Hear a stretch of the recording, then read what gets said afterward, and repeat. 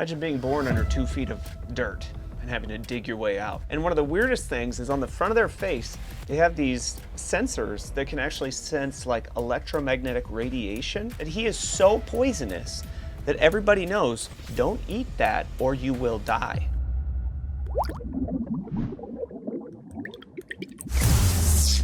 Redeem Academy. What is up, science squirrels? My name's Johnny. Welcome to Redeem Academy. I'm here to help you get the most out of your education while giving God all the glory he deserves. Today, we're at the end of our taxonomy unit. We're on lesson 8. We're going to be covering vertebrates. And I want to give a special shout out to our sponsor today, the tree potato. You should know that 4 out of 5 tree potatoes are subscribed to Redeem Academy. And they say that if you subscribe right now or go to redeemacademy.org to get a notebook to follow along, you're more likely to grow the freshest tree potatoes in your garden. Big question today, how can we know that the vertebrates are God's favorite creatures? Well, we're going to be talking all about vertebrates today. The tree potato himself has a backbone. And I'm going to be going over the 1, 2, 3, 4, 5 classes of vertebrates today. So let's jump into it. All right, so notice with the vertebrates, we're dealing with classes and not phyla. So all of the vertebrates are in the phylum of Chordata, and all animals that have a backbone as part of their endoskeleton, that's their skeleton on the inside, they are all in the phylum Chordata, but then they're all vertebrates as well. Okay, so that's the group we're talking about today. And then they're in this subphylum called Vertebrata. Now, within Chordata, there are 5 major classes. That's actually not completely true, you're going to see in a second. But the birds are in the class Aves. So all birds are in the class Aves. Now you saw the superb bird of paradise the other day. I showed you this crazy dancing bird.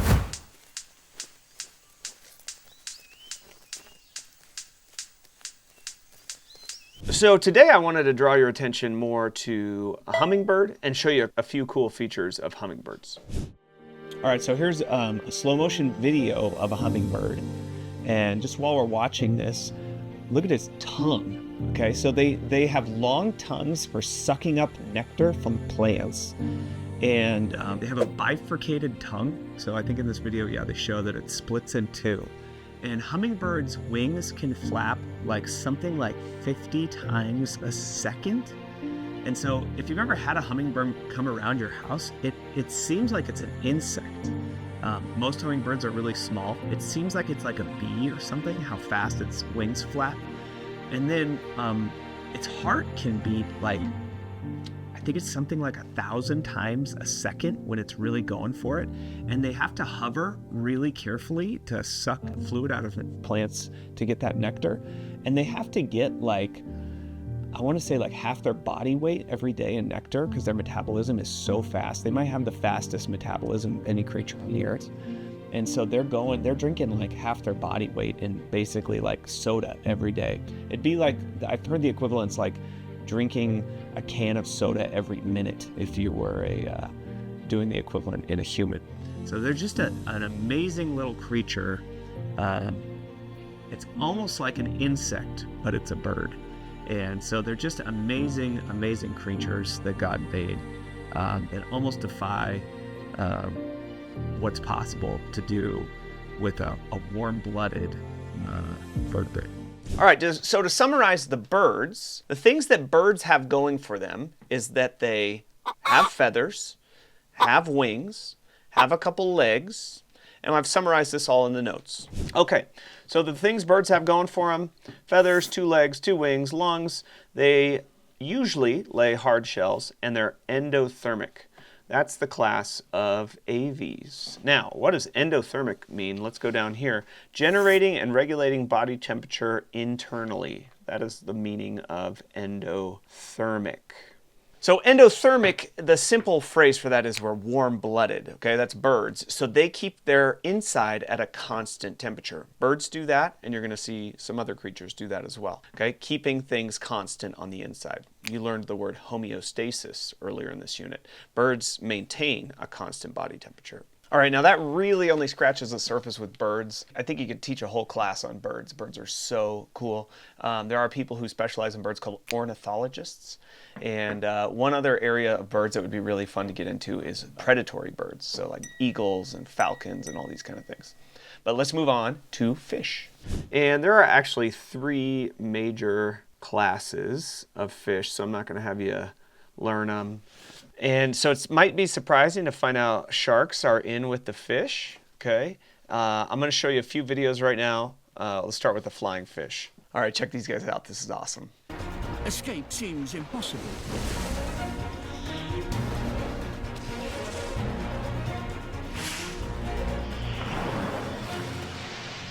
But these particular fish have a unique ability.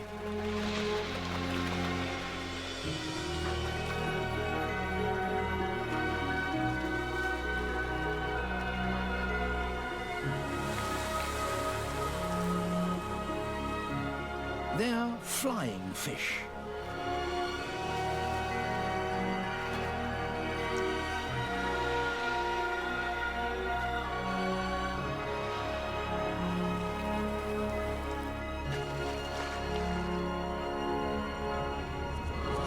He's stunned. What the? With an extra thrust from their tails, the flying fish get airborne once more. Look how far they can go.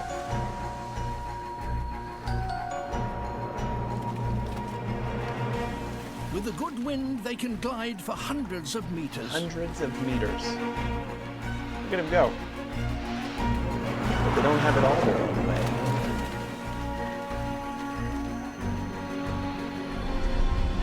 Oh, man. You got predators in the sea and predators in the air. But this is just what the frigate birds have been waiting for. Lunch. Man. It's tough to When be a flying frigates fish. join the hunt, the flying fish are literally caught between the devil and the deep blue sea.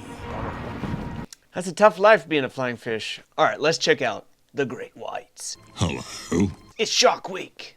I don't know how they got this footage. If you haven't seen this before, this is brutal. Oh, it's just a seal trying to cross the ocean. The shark relies on surprise.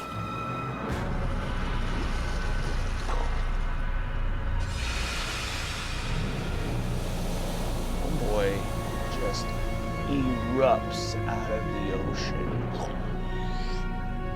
Eats an entire seal in one bite. Bro. His whole body comes out of the water.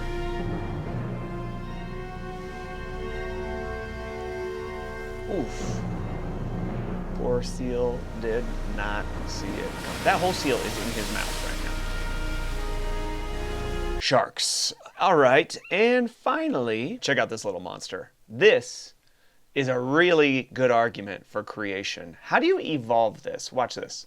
This is a flounder. Wait, what the? This flounder's face doesn't look normal. One side has 2 eyes, but the other doesn't have any. The weirder thing is, it didn't always look like this. When flounders are born, they originally have an eye on each side of their face, but over their lifetime, one eye migrates to the other side. This is because flounders don't swim upright like other fish. Instead, they lie flat on the ocean floor, like this. Okay, so natural selection. How are you going to slowly, I'm laying on the ocean, how am I going to slowly evolve an eye over here? Like, it doesn't favor me to have the eye partially toward the right direction. I need to all at once evolve the eye on the other side of my head. But how do I all at once evolve it way over there? I need to gradually evolve it toward the right direction.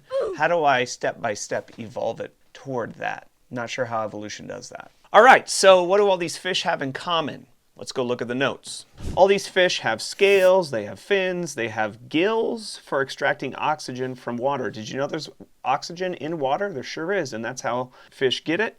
They mostly lay eggs in water. There's actually some fish that have live birth, and their ectothermic. All right, these are the three classes of fish. So ectothermic is letting the environment regulate your body temperature.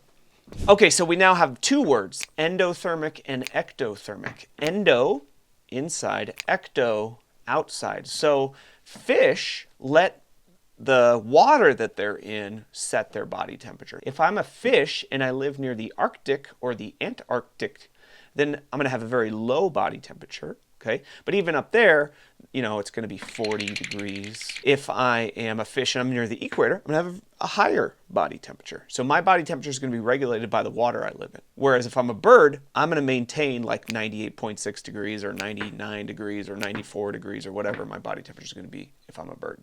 All right, now it's time for the moist class. Do not use the word moist. I'm sorry. They have moist skin. All right, this class is called amphibia. You can probably guess who they are. First one I'm going to tell you about is the poison dart frog. All right, now the poison dart frog is only the size of your thumbnail. He's a tiny little guy, and he's bright orange, which is kind of a bad idea if you don't want to get eaten, except that he is so poisonous that everybody knows, don't eat that or you will die. It's sort of like how we put bright orange cones in places we don't want people to drive. He is just bright orange, warning, danger, don't eat me. And it works. He gets his name from the fact that tribes have taken him. I mean, how did they learn this? They've taken him and they've figured out they can put his toxin that's on his skin. Like, if you lick him, you're dead. And people have learned, like from frogs and other salamanders and stuff, there's all kinds of weird toxins. Like if you lick the wrong frog in the forest, you're going to go into a psychedelic trance and stuff if you lick this frog's butt. I want to know, who was the first guy who was like, hey, let's lick this frog's butt and see what happens? Maybe that's not the best way to live your life, bro. But anyway, these tribes in like the Amazon and stuff, they have taken this frog and they'll put his toxin on their blow darts and they'll shoot them at people and kill people with them. Terrible. But anyway, I've got a whole video for you that has nothing to do with his toxin. Check this out. This is just the sweetest story of parenting. This is a poison dart frog. Males raise their young in a very special way. He's such a good father. A father will place each one of his tadpoles in its own tiny pool of water. This is one. Nice and safe. He might have up to 5 other tadpoles. So most but frogs... he needs to remember where he put each one of them. Has to remember where he puts each of his kids. Most frogs grow up in ponds. This one isn't doing so well. But these guys, they got like just a little cup of water. His tiny puddle has all but dried out. The tadpole will die unless its father can find a better place for it. If dads are good for one thing, it's piggyback Dads are rides. good for piggyback rides. Oh, I love this. Look at the little piggyback ride.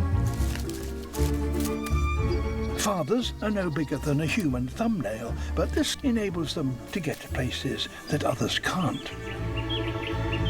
Okay, so one thing really quick. Amphibians have a larval stage and they have an adult stage. In the larval stage, they're a tadpole or they're something with gills and they don't breathe air. So that little tadpole cannot breathe in the air. It needs to breathe in the water. That's why they're looking for a new little cup of water to put the tadpole in. This could be perfect.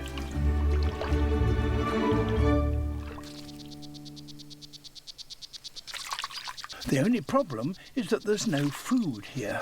What do you eat in these little cups of water? Fathers need help.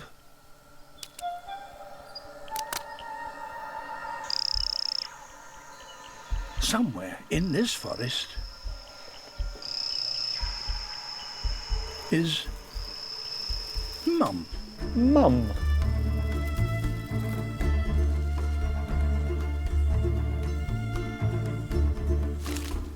Isn't it amazing? The dad and mom know each other's voices in this forest. A female could do something a male cannot. But first, Dad must lead his partner to their hungry tadpole. So I'm gonna feed the baby.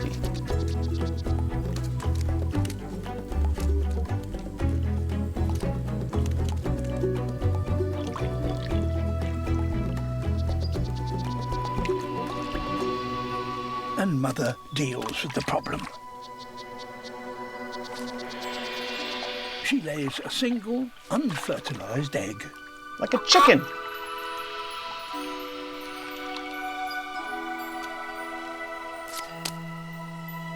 And her tadpole gets a much-needed meal. Amazing. Absolutely amazing. And this is how the poison dart frogs survive in the rainforest. All right, next in our notes is this little guy, and he is what a salamander's baby looks like. Now, there is one in particular that lives its whole life as the larva and never goes through its metamorphosis. Check this out. The axolotl is a cute and exotic animal that is native to Mexico. Axolotls are known for their ability to regenerate lost body parts. They can regrow their tail, limbs, spinal cord, and even their brains. And they can do this as many times as necessary in as little as 3 weeks. And even though they have friendly faces, it would be a stretch to call them sociable. They're solitary creatures that keep to themselves. They don't have any interest in humans, and they don't even spend time with their own kind. They spend most of their time hiding in the dark, murky waters and only come out to hunt for food such as worms, insects, tadpoles, crustaceans, and small fish. Since they're able to regenerate lost limbs and organs, they can sometimes confuse people who associate regenerative abilities with immortal sea creatures like hydras. But axolotls won't live forever. Actually, the average lifespan of an axolotl is around 10 to 15 years. Now, I would guess that the axolotl is actually probably got some broken genes, that it was designed by God to become an adult, and those genes broke, and it's stuck in its larval life cycle, and that's part of the reason why it's better at regenerating things. And I bet scientists are trying to study the processes that allow it to regenerate better, because usually larvae regenerate things better. Little kids, if the tip of their finger gets cut off, it's more likely to regrow. And so there's something in youth that their stem cells work better. So I bet scientists are studying the axolotl right now to try to figure out how to turn those genes back on in adults, in humans, to allow for regeneration of organs and stuff. All right, last one.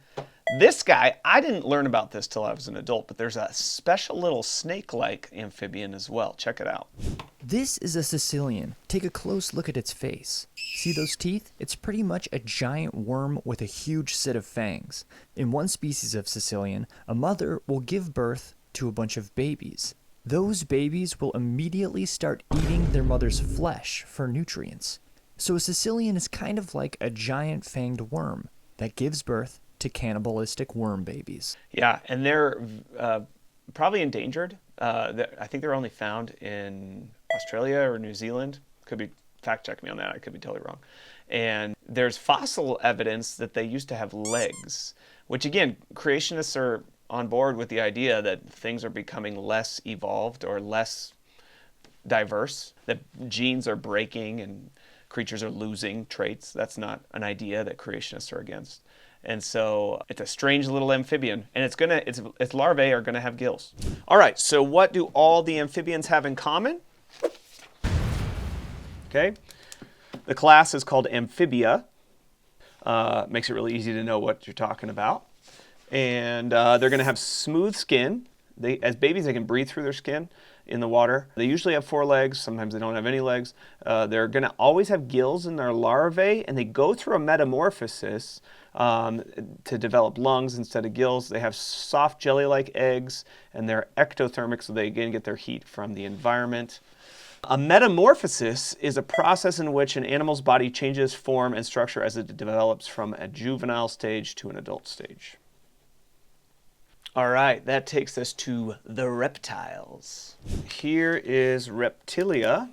I don't think I'm gonna have time to show you videos of all these guys. This is a tuatara. He's a very strange lizard-like thing who is more like a dinosaur than a lizard. Here's a crocodile. I grew up on the crocodile hunter. He's passed away though. Rattlesnakes. I have rattlesnakes at my house and I kill them regularly. They're not as dangerous as people think they are. There are very dangerous snakes. Rattlesnakes are pretty timid and they don't actually come after you. you got a shovel, you can hit it and it won't be able to get you. I'm going to show you a video of sea turtles to talk about their eggs. All right, check out this beach just filled up with sea turtles looking for a spot to lay their eggs.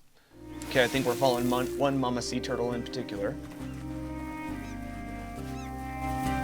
But being fashionably late does have an advantage. Had she arrived earlier, her eggs might have been dug up by those searching for somewhere to lay.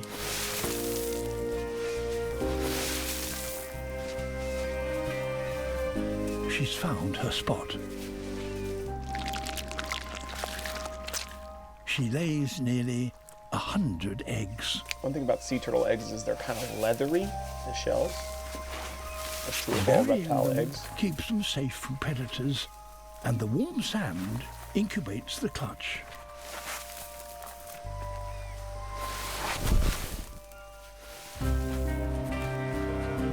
They must hatch before the river rises again and floods the sandbar. All the mothers go back to the sea, and we can see the little guys hatch out here and there. Amazing to crawl out of the sand. And the hatchlings emerge into the world.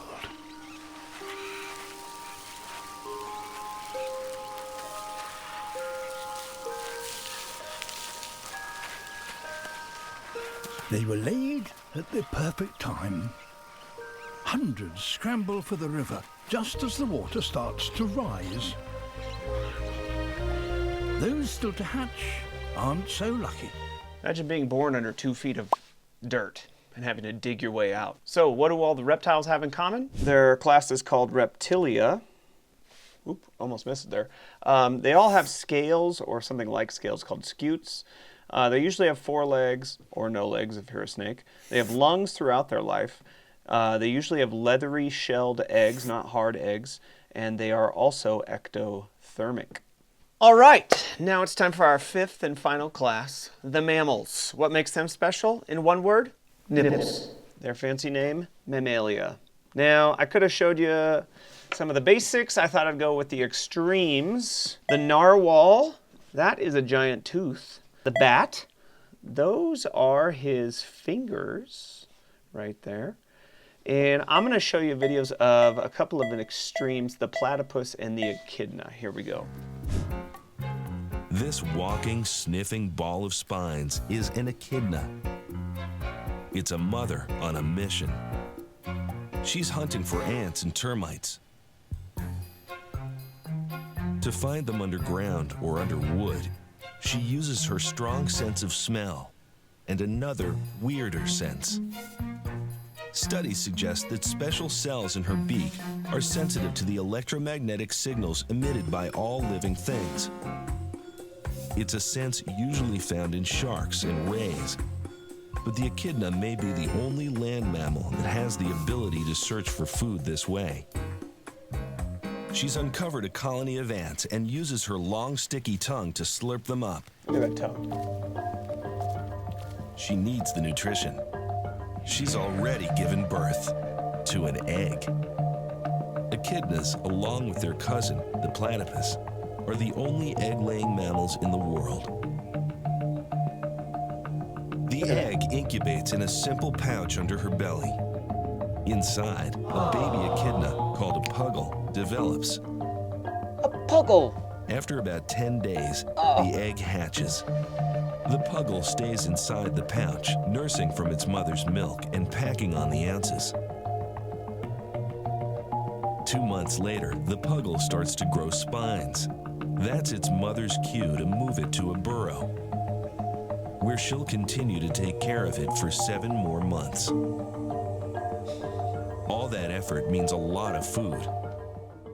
What a strange little creature, huh? And one of the weirdest things is on the front of their face, they have these sensors that can actually sense like electromagnetic radiation, okay? And then Sharks can sense this as well, and then the duck-billed platypus can sense this. And so you've got two totally different creatures that have the same ability. Evolution would say, oh, it always, like branches out from the same creatures. But evolutionists have made up this term called convergent evolution, where two creatures that are unrelated, they just both happen to evolve the same thing, unrelated to each other. That's a nice story. You can come up with a lot of stories in biology when things don't match the nice, elegant pattern that you should see. Maybe God, having a mind, sometimes sprinkles one design over here and over there because things didn't evolve from a common ancestor. Now, here is another similar creature, the platypus. Underwater. This ungainly creature has a sixth sense that is hard to beat.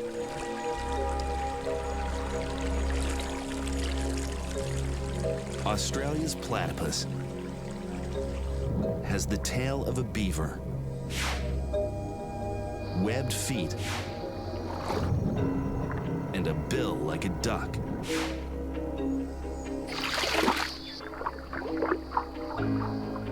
But this is no ordinary bill.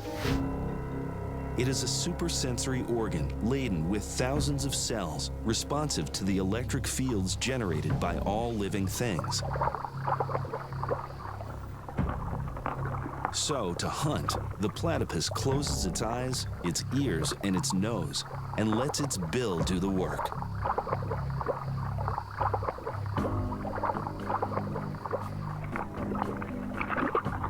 Called electrolocation, it is thought the waving back and forth motion we see here helps the platypus to locate exactly where electric pulses are coming from.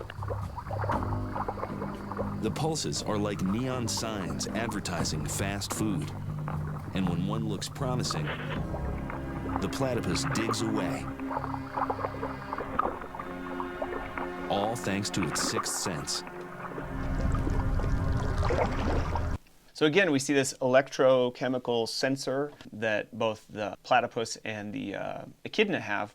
And so you could argue that sometimes God has a design feature that he puts in a creature. And I talked about how I think God might have followed sort of like a design pattern, that as he's creating one thing, he kind of goes in a slightly different direction and creates another thing like it. Like sort of the diagrams of common ancestry that evolutionists have made have maybe sort of followed the mind of God as he's creating sometimes.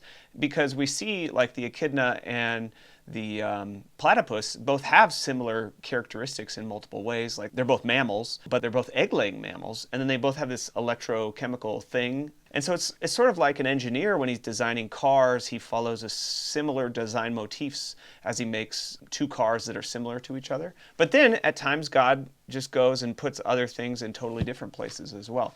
It doesn't have to mean common ancestry. It could mean the same designer is doing different things at different times. And so it's fun to look at what God made and wonder what was he thinking? Why the egg laying here in mammals, but then not later? And, these are questions that we can kind of wonder and look at the mystery of it and just know that God is so wise and so smart and so creative. And we don't have to have every answer immediately. We can still continue to seek after answers and wonder what God was doing and what problems he was solving as he made things. So those are a couple of fringe mammals that are on the edges of what mammals are. Most mammals have live birth, and most mammals don't have that electrical sensor stuff on the front of their face, but both echidnas and platypuses do. And shout out to Perry the platypus, the greatest platypus of them all. So we'll zip over to the notes and see what all the mammals have in common. Usually, mammals have hair and fur. There may be a few exceptions, especially with the marine mammals. They usually have 4 limbs. Sometimes it's flippers, sometimes it's wings. They usually have I think they always have lungs. They have live birth, and they are endothermic. That's mammalia. They are specifically named after their mammary glands that produce milk, and that's why I mentioned that they have nipples. Now we've really just scratched the surface on all the vertebrates. The vertebrates are my favorite group of animals. I would love to just study vertebrates and talk about vertebrates all day long. And so I'm a little biased here in the way I wrote this big question. How can we know that the vertebrates are God's favorite creatures? I think we can know this.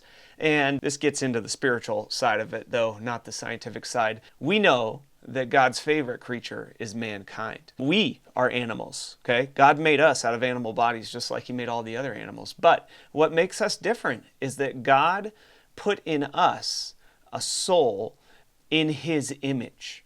And so we know for that reason that we are God's favorite creature. We in particular are God's favorite creature. And then on top of that, God sent his son to save us from our sinful, fallen state. We all know, John 3:16. God so loved the world that he gave his only son, that whoever believes in him will not perish but have everlasting life. God loves mankind so much that he gave his son Jesus, that if we would put our faith in him, that we could be saved and born again. And I hope that's something that you have done personally, that you have believed on Jesus in a way that you've been saved. God loves mankind so much that he has made a way for us to have eternal life and to have a relationship with him. And God loves us more than all the other creatures on the earth, and that he wants us to live forever in eternity with him. And so as much as all the animals matter to God, we matter more to God, that he's actually put his imprint on us in a way that we're made in his image. They asked Jesus, hey, should we pay taxes to Caesar? Caesar's kind of a bad dude, So should we pay taxes to a bad guy, And Jesus has this amazing response. He says, hey, look at that coin, Caesar's money. Whose image is on it? Caesar's image is on the coin. Well, give to Caesar what is Caesar's, and give him his money. It's his money. But look at you. Whose image is on you? Well, God's image is on me. Then give to God what is God's. You are made in God's image. Your life belongs to God. Give yourself to God. You are made in the image of God. It is your duty to give yourself back to God. God has made us in his image, different than all the other animals. We're made in God's image. He wants our lives to be lived for him. We're his favorite. Okay? That's how we know that we're God's favorite. We're made in his image, and he gave his son that we could have eternal life with him. Hey, I hope this taxonomy unit blessed you, and our next unit's going to be chemistry, just one unit of chemistry. We're still in biology, but I'm going to be covering some foundational concepts in chemistry you need for biology. I hope you'll stick with me. I hope this is blessing you. Make some comments for me. Tell me what's going good for you, and tell some of your friends about this if it's blessing your family and it's working for you guys. Peace out. I'll see you next time. Bye.